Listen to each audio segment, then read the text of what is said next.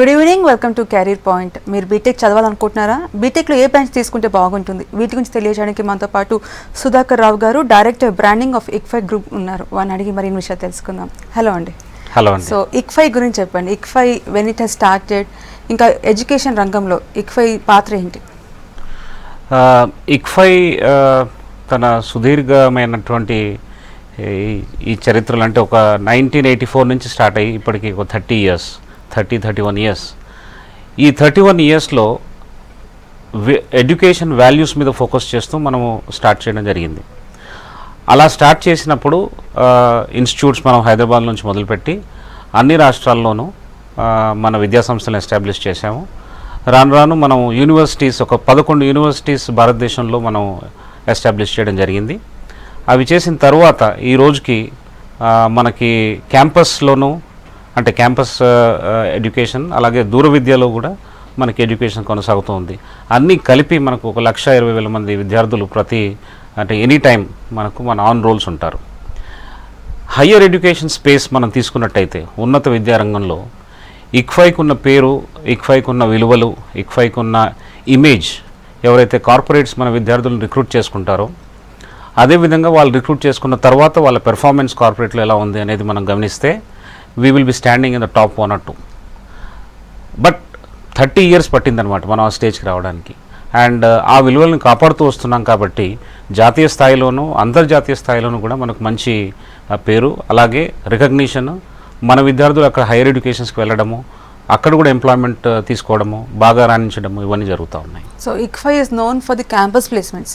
ఎవరిని అడిగినా చెప్తారు క్యాంపస్ ప్లేస్మెంట్స్ చాలా బాగుంటాయి ఇక్ఫైలో అనేసి. సో ఏ విధంగా ఉంది అక్కడ? అంటే క్యాంపస్ ప్లేస్మెంట్స్ అనేది డెఫినెట్గా బాగుంటాయి, అది అందరూ చెప్పినట్టు. కానీ అందరికీ తెలియనిది ఒక విషయం ఏంటి అంటే క్యాంపస్ ప్లేస్మెంట్స్ అనేది కేవలం ఒక రిజల్ట్ మాత్రమే. అక్కడ హైలైట్ అవ్వాల్సింది, అక్కడ మోస్ట్ ఇంపార్టెంట్ యాక్టివిటీ ఏంటంటే ఈ ప్రాసెస్ బాగుండడం వల్లనే మనకు క్యాంపస్ ప్లేస్మెంట్స్ బాగా జరుగుతాయి. ఏ విద్యా సంస్థ అయినా కానీ, అలాగే ఇక్ఫైలో కానీ మనం చూసినట్టయితే స్టూడెంట్స్ ఒక ప్రిపరేషన్ రైట్ ఫ్రమ్ సెమిస్టర్ 1 ఉంటుందండి. ఆ సెమిస్టర్ 1 నుంచి వాళ్ళని ప్రిపేర్ చేసినప్పుడు, వాళ్ళకి సాఫ్ట్ స్కిల్స్ నేర్పించినప్పుడు, వాళ్ళకి ఇండస్ట్రీ ఓరియంటేషన్, వాళ్ళకి ప్రాక్టికల్ ట్రైనింగ్ ఇప్పించినప్పుడు, వాళ్ళకి రియాలిటీ చెక్ అనేది ఎప్పటికప్పుడు జరుగుతూ ఉంటుంది. సో ఫైనల్ ఇయర్కి వచ్చేసరికి వాళ్ళు ఇండస్ట్రీ రెడీ అవుతారు. అందువల్లనే వాళ్ళకి ప్లేస్మెంట్స్ రావడం జరుగుతుంది.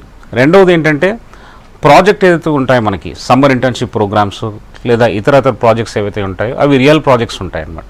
ఆ రియల్ వరల్డ్ ట్రైనింగ్ ఎప్పుడైతే జరుగుతుందో ఆ ప్రాజెక్ట్స్ని ఈ విద్యా సంస్థలో ఉన్న ఫ్యాకల్టీ మెంబర్స్ ఎప్పుడైతే సీరియస్గా తీసుకుంటారో ఆ ప్రాసెస్ని మనం ఎలాగ రిగరస్ ఇవాల్యుయేషన్ చేస్తామో, ఈ ఇవాల్యుయేషన్ని మనం మార్క్స్కి లింక్ చేసి దాని నుంచి వాళ్ళకి ఒక అకాంప్లిష్మెంట్, అంటే నేను ప్రాజెక్ట్ చేసి ఇవి అచీవ్ చేశాను అని చెప్పుకోవడానికి కొన్ని పాయింట్స్ వాళ్ళకి చేతిలో ఉంటాయి రెడీగా.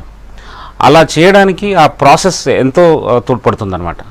అప్పుడు if I have something ready in my hand, నేను ఈ ప్రాజెక్ట్ చేశాను, ఈ ప్రాజెక్ట్లో ఇన్ని అచీవ్మెంట్స్ ఉన్నాయి అని రెడీగా నా దగ్గర ఉన్నప్పుడు ఇంటర్వ్యూలో కూర్చున్నప్పుడు చాలా ఈజీగా కాన్ఫిడెంట్గా ఆన్సర్ చేయగలుగుతాను. ఎందుకంటే ఏ సంస్థలో అయితే మనం జాయిన్ అవ్వబోతున్నామో ఆ సంస్థలో వాళ్ళు చూసేది ఏమిటంటే ఇతనికి ఏమాత్రమైనా ప్రాక్టికల్ ట్రైనింగ్ ఉందా, జాబ్లో వచ్చిన తర్వాత థియరిటికల్గా ఉంటారా లేకపోతే ప్రాక్టికల్గా ఉంటారా, ముందు ఏమైనా అచీవ్మెంట్ టేస్ట్ చేసి ఉన్నాడా లేదా, is there a taste of success in him or not, అవి వాళ్ళు బేరీజ్ వేసుకుంటారు.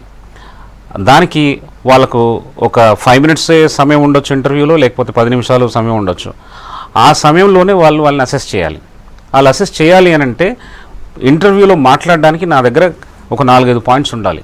ఆ 4-5 పాయింట్స్ చేయడానికి ఈ entire process right from semester 1, right from year 1 ఏ విధంగా అయితే వాళ్ళకు సహాయపడుతుందో అందువల్లనే వాళ్ళకి ప్లేస్మెంట్స్ రావడము, వాళ్ళు బాగా యాక్సెప్ట్ అవ్వడము, అదేవిధంగా వాళ్ళు ఆ కంపెనీలో కూడా మంచి అచీవ్మెంట్స్ తెచ్చుకోవడము మనం చూస్తూ ఉన్నాం గత 30 సంవత్సరాల నుంచి. ఓకే, కాల్ తీసుకుందాము. ప్రసాద్ ఫ్రమ్ రంగారెడ్డి.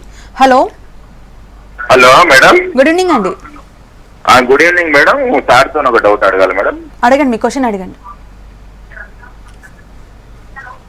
ప్రసాద్ గారు టీవీ వాల్యూమ్ తగ్గించి మాట్లాడండి.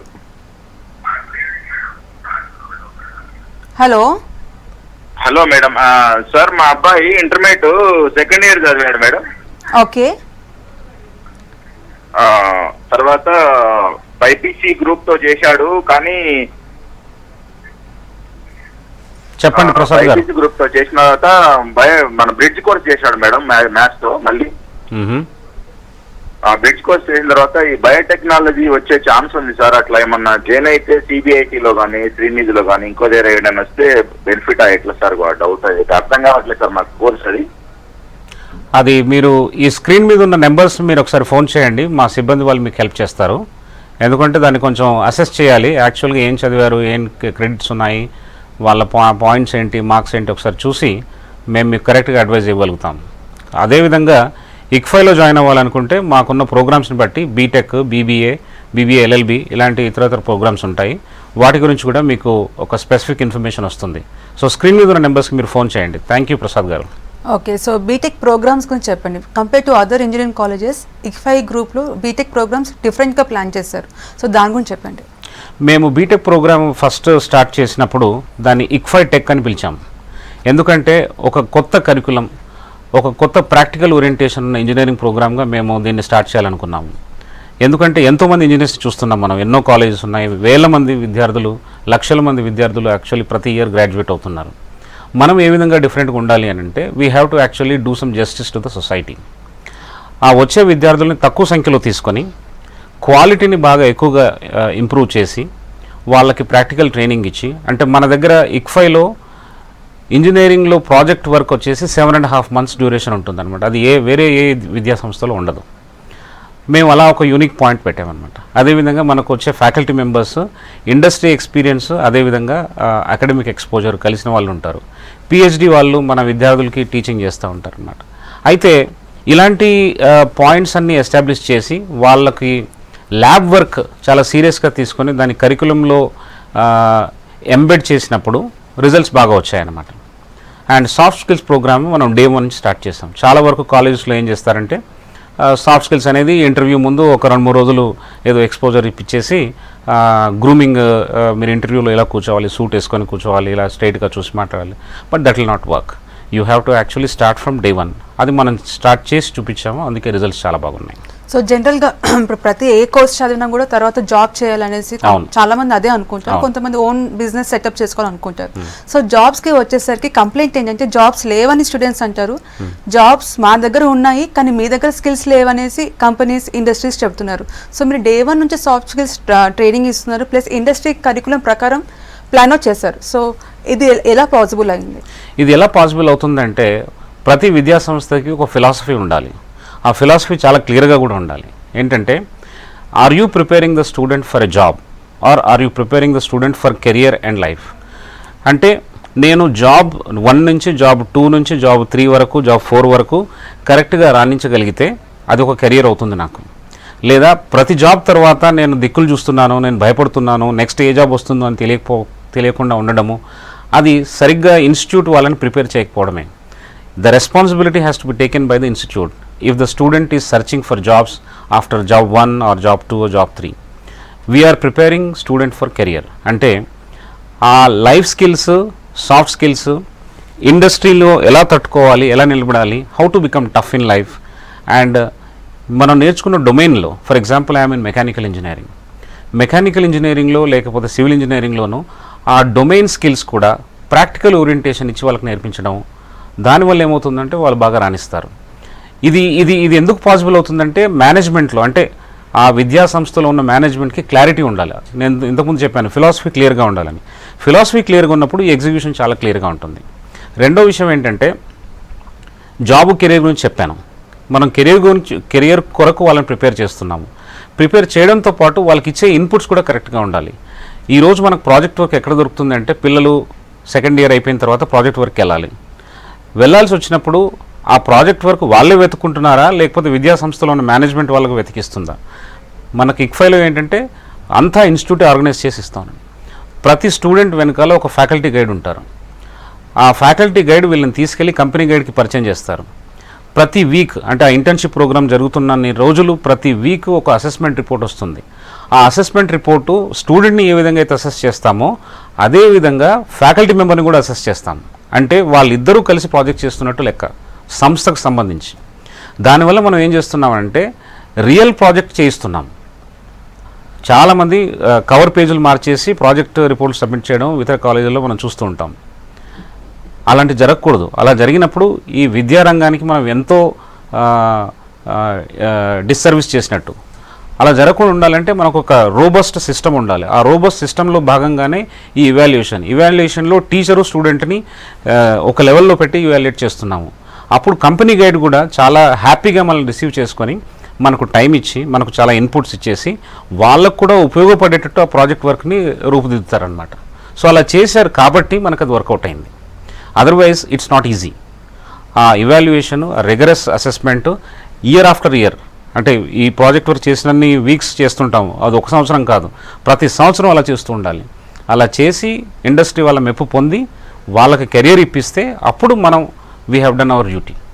So we are very clear about it. Therefore we have been doing a good job in the last 30 years. Okay fine. Call తీసుకుందాము. Ajay from Warangal. Hello hello hello నమస్తే అండి. నమస్తే madam. అడగండి, మీ question అడగండి.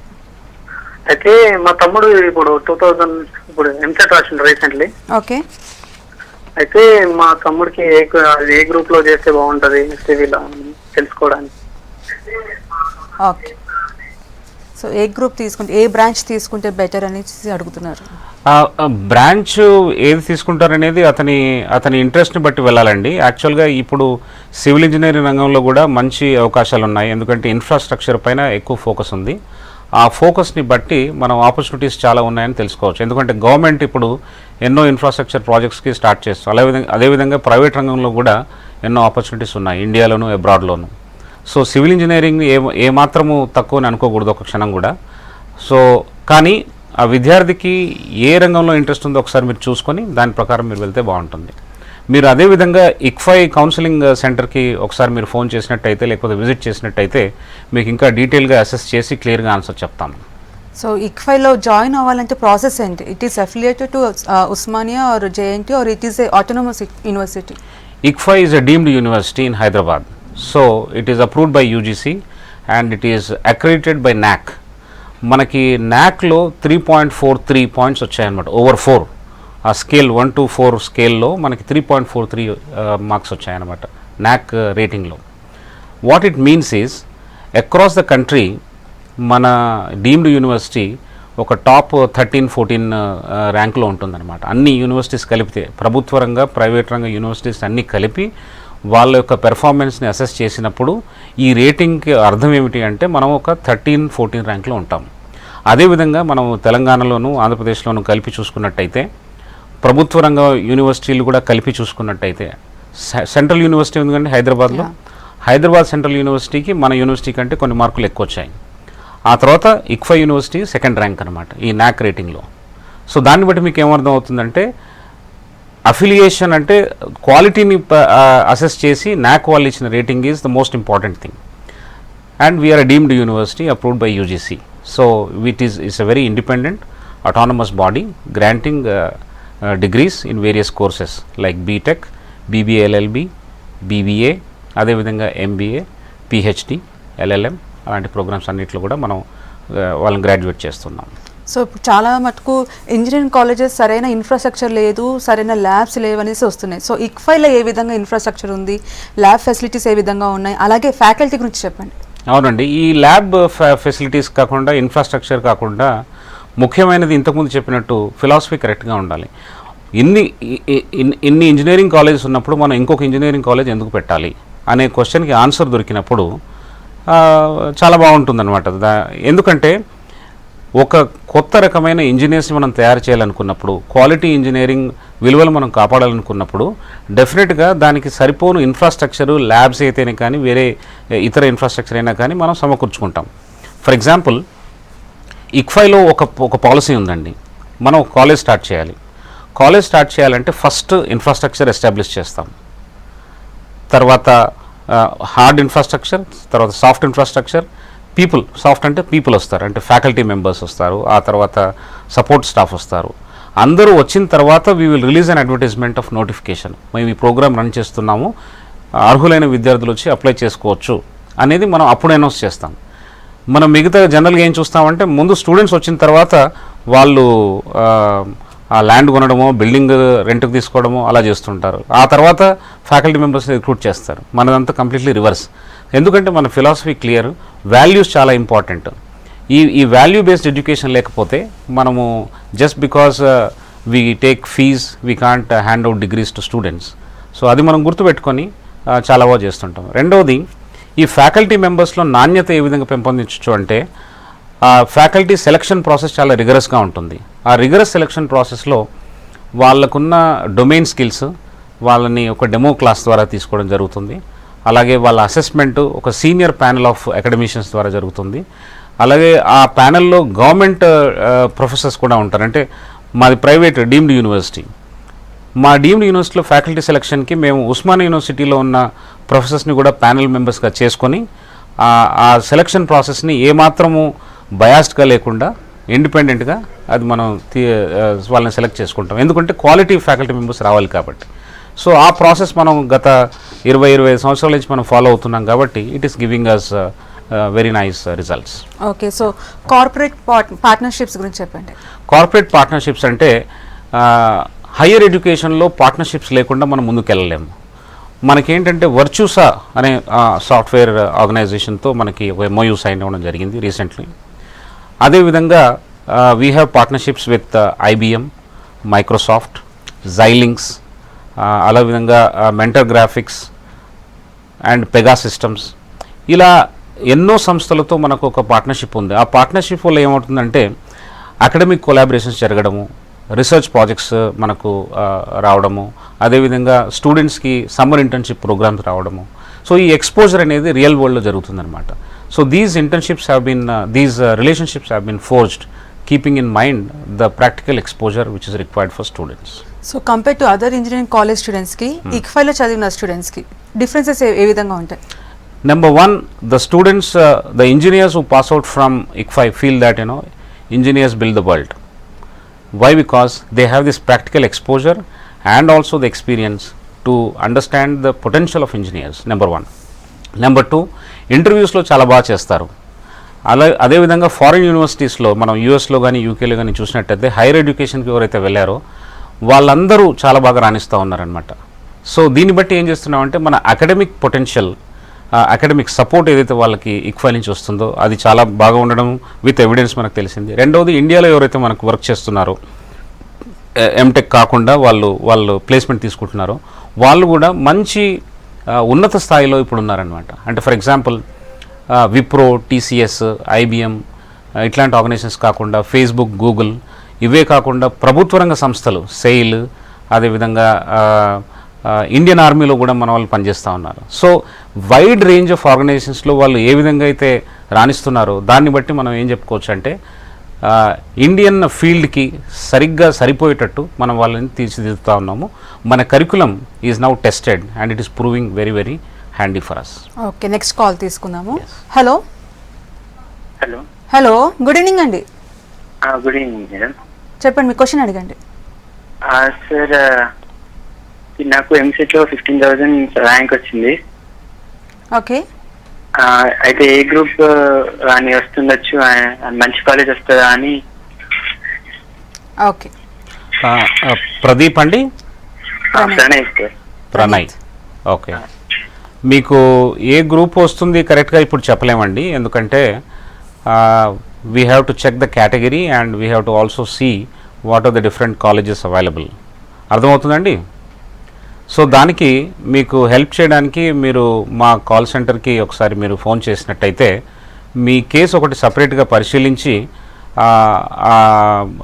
Number of students వాళ్ళ cut offs ఒకసారి చూసుకొని then we can probably explain to you. So ICFAIలో బ్రాంచెస్ గురించి చెప్పండి. బీటెక్లో ఏ బ్రాంచెస్ ఉన్నాయి? ICFAIలో we are offering actually 5 streams. BTech అనే ప్రోగ్రామ్ కింద 5 స్ట్రీమ్స్ ఉంటాయి. Mechanical, civil, computer science, electronics, electrical engineering. అయితే ఈ 5 స్ట్రీమ్స్లో కూడా స్టూడెంట్స్కి వాళ్ళ చాయిస్ మనం ఇవ్వడం జరుగుతుంది. మీరు ఇంతకుముందు అడిగినట్టు ల్యాబ్ వర్క్స్లో ఒకసారి ICFAIకి మనం వెళ్ళి చూసినట్టయితే ల్యాబ్స్ గురించి తెలుస్తుంది అనమాట. చాలా పెద్ద ఇంజనీరింగ్ కాలేజ్లో అంటే జాతీయ స్థాయిలో ఉన్న ప్రభుత్వ రంగ ఇంజనీరింగ్ కళాశాలల్లో ఏ విధమైన ల్యాబ్ ఇన్ఫ్రాస్ట్రక్చర్ ఉందో మన దగ్గర అలాంటి ఇన్ఫ్రాస్ట్రక్చర్ ఉంది, దానికంటే కొంచెం మెరుగైన ఇన్ఫ్రాస్ట్రక్చర్ ఉంది. సో ఒకసారి ఎవరైతే ఇంట్రెస్ట్ చూపుతున్నారో వాళ్ళు ఇక్ఫై యూనివర్సిటీకి వెళ్ళి ఆ ల్యాబ్ ఇన్ఫ్రాస్ట్రక్చర్ చూసి రావాలి. రెండోది ఏంటంటే ముఖ్యమైన విషయము, మనకి ఈ విద్యారంగంలో పట్టు ఎప్పుడు వచ్చిందని అంటే ఏ రోజైతే మనము వీళ్ళని ఇండియాలోనూ ఇంటర్నేషనల్ లెవెల్లోనూ యాక్సెప్ట్ చేయించగలుగుతున్నామో, both academic as well as corporate రెండు రంగాల్లో వాళ్ళు యాక్సెప్ట్ అయిన రోజు నుంచి మనకు మంచి పేరు వచ్చిందనమాట. అప్పటి నుంచి మనకు ఇంటర్నేషనల్ టైప్స్ కూడా ఎక్కువ జరగడం, అదేవిధంగా టైప్స్ విదిన్ ఇండియా ఎక్కువ జరగడం, ఇలాంటివన్నీ మనం చూసామన్నమాట. సో జనరల్గా ఇంజనీరింగ్ స్టూడెంట్స్కి వచ్చేసరికి ఫైనల్ ఇయర్లో ఆలోచిస్తారు వాట్ నెక్స్ట్ అనేది.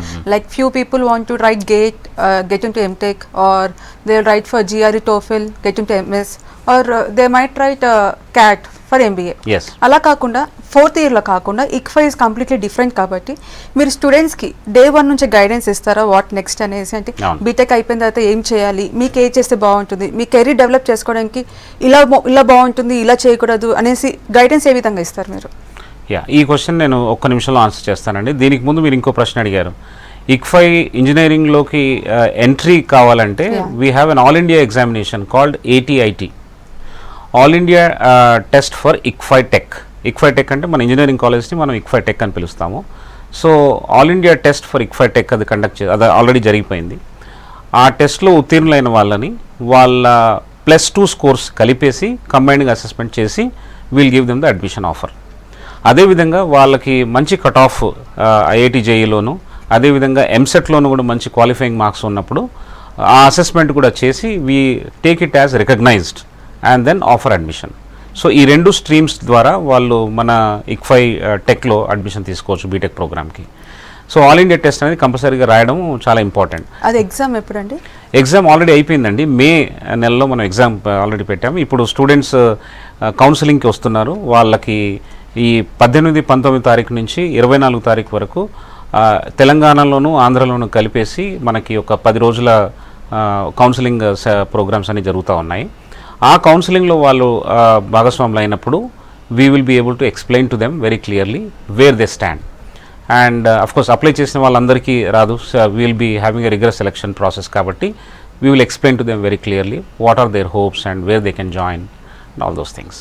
అదే కాకుండా ఇక్ఫైలో మనము ఫస్ట్ ఇయర్ నుంచే మీకు ముందు చెప్పినట్టు వీళ్ళని ప్రిపేర్ చేయడం జరుగుతుంది. But when you come to third year we will be orienting them towards choosing the right career. Ante you want to go for higher education in MTech, or you want to go for higher education in MBA, or you want to actually pursue your programs in government related jobs. వాటన్నిటికీ third ఇయర్లోనే అంటే beginning of the third ఇయర్లో third year first సెమిస్టర్లో మనం వాళ్ళకి ఆ exposure ఇస్తాము.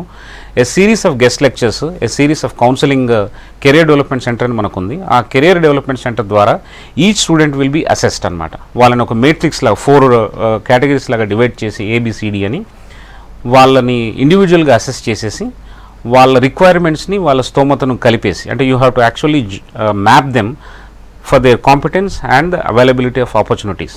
ఆ రెండు మనం చూసి వాళ్ళకు కరెక్ట్ గైడెన్స్ ఇస్తామన్నమాట. ఒకటే ఫిలాసఫీ అక్కడ కూడా, ప్రతి విద్యార్థికి ఉత్తీర్ణుడు అవ్వడమే కాకుండా ఉద్యోగ అవకాశాలు లేదా ఫ్యూచర్ అవకాశాలు చూపించడం మన బాధ్యత. మేము ఎలా ఫీల్ అవుతామంటే, ఒక ఫ్యామిలీలో ఒక 5 పిల్లలు ఉంటే 5 పిల్లల్లో అందరికీ మ్యారేజ్ చేయాలి. కొందరు బాగున్నారని కొందరు బాగాలేరని వాళ్ళకి పెళ్లి చేయకుండా వదిలేం కదా. సో అలాంటి ఫ్యామిలీ అట్మాస్ఫియర్, అలాంటి ఫ్యామిలీ దృక్పథంతో we have to look at their future very very carefully. అందుకని ఎవరికి తగ్గ ఫ్యూచర్, ఎవరికి సూటబుల్ ఫ్యూచర్ వాళ్ళకి మనం చూపించాలి. ఆ బాధ్యత మనదే ఉంటుంది. సో ఈ ఫిలాసఫీ ద్వారా మేము వాళ్ళ అసెస్మెంట్ చేస్తాం. అసెస్మెంట్ చేసి చాలా సైంటిఫిక్గా జరిగే ప్రాసెస్ అనమాట. మన కౌన్సిలర్స్, అదేవిధంగా మన ట్రైనర్స్ వాళ్ళందరూ మన ముందు నుంచి మనకు అసెస్మెంట్ చేస్తూ దాన్ని డాక్యుమెంట్ చేసి చూపిస్తారన్నమాట. ఇయర్ 1లో ఎలా ఉన్నారు, ఇయర్ 4కి వచ్చేసరికి ఏ విధంగా మారిపోయారు, వాట్ ఈస్ ద ట్రాన్స్ఫర్మేషన్ అనేది మనం వాళ్ళు చెప్తారన్నమాట. So thank you so much అండి. Thank you. That's all for today's career point. Keep watching V6 News.